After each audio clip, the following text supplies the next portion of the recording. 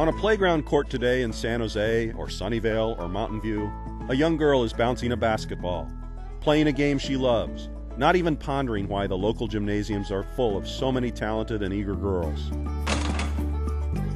Tara VanDerveer and her Stanford championship teams have been a part of the Northern California sports landscape for so long, it can be easy to take her accomplishments for granted. No one should. It's not as if VanDerveer showed up at Stanford one morning, snapped her fingers, and created conference and national title teams. In fact, when she came to campus in 1985, the excitement level was minimal. Her teams lost as many as they won and played to crowds in the dozens. So I was sitting in the gym by myself, and Tara happened to come out of their locker room and come and sit beside me, and she said, you know, I know this is difficult for you, but I need you to really see my vision. And she said, you know, look around. And we kind of joked because I said, yeah, it's empty. It's always empty. And she said, no, I want you to see this place full. I want you to see this place sold out, full of fans. And I want you to see us winning the national championship by your senior year. Can you do that? And then, you know, I'm thinking that she's crazy, but at the same time, no, she's not. I believe it. And I said, yes. VanDerveer may have been naively ambitious, but she was hardly crazy.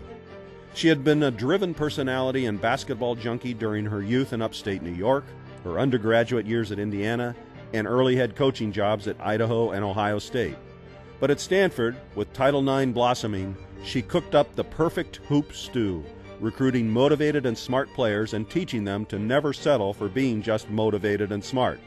She wanted them to master the basketball details and win. For Tara to have come in and taken this program that was very down and build it that quickly, I mean, that was, you know, a 5-year span for her and 4 for us. And it was a lot of the right things at the right time. Her vision, our energy. She's, I think, the most brilliant coach in the country. You know, at this point, only one team wins the rest of their games. We want to be really working hard. We can go to the Final Four. We can win our regional championship. We can win a national championship if people are willing to give a little more, work a little extra hard. That first NCAA title in 1990 launched Stanford into the women's basketball stratosphere.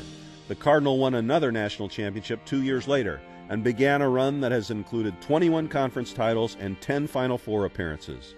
Tara is really good at what she does. She's demanding of excellence. She is someone who's intense about what she does. She perseveres when times are difficult. VanDerveer took on the ultimate international challenge in 1996 when she was named coach of the USA Olympic team in Atlanta.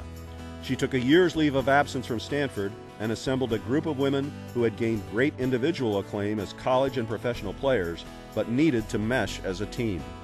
How you meld a team out of people who are accustomed to being number one so that you have those role players and you have those supporting players, it's got to be a very difficult job.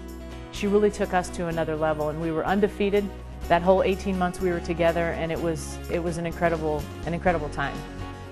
After the Olympics, VanDerveer picked up right where she left off, returning to the Final Four with yet another Cardinal team and resuming the career that would earn her induction into the Basketball Hall of Fame. She has coached waves of All-Americans, graduated 92% of her players, and at one point compiled an 82-game home winning streak at Maples Pavilion. VanDerveer owns the third highest career winning percentage among Division I women's coaches and is just a few wins away from her 900th career victory. She shows no signs of slowing down. Tara never thinks of herself in terms of what she has achieved, but in what she still wants to achieve. And that's something that I admire immensely. And remember that girl we talked about before, the one learning to dribble and shoot on the playground? VanDerveer deserves some credit for that, too. Tara and the program at Stanford have given young girls really something and a place to really look up to. And, you know, there's a real model for girls and women's sports at Stanford. If Tara wanted to run for office, she could do it. If she wanted to be a politician, she could do it. But I don't know that she would put up with some of what politicians have to put up with, and I fully understand that, because neither would I. Tara VanDerveer's journey has been a remarkable one, writing her name not just on the national but international coaches' chalkboard. But tonight, the San Jose Sports Hall of Fame honors her just as much for the example she has set here in the Santa Clara Valley. She has given girls with a dream of growing up to play basketball before a packed arena the reason to know that the dream is no dream. It's real. Tara VanDerveer made it real.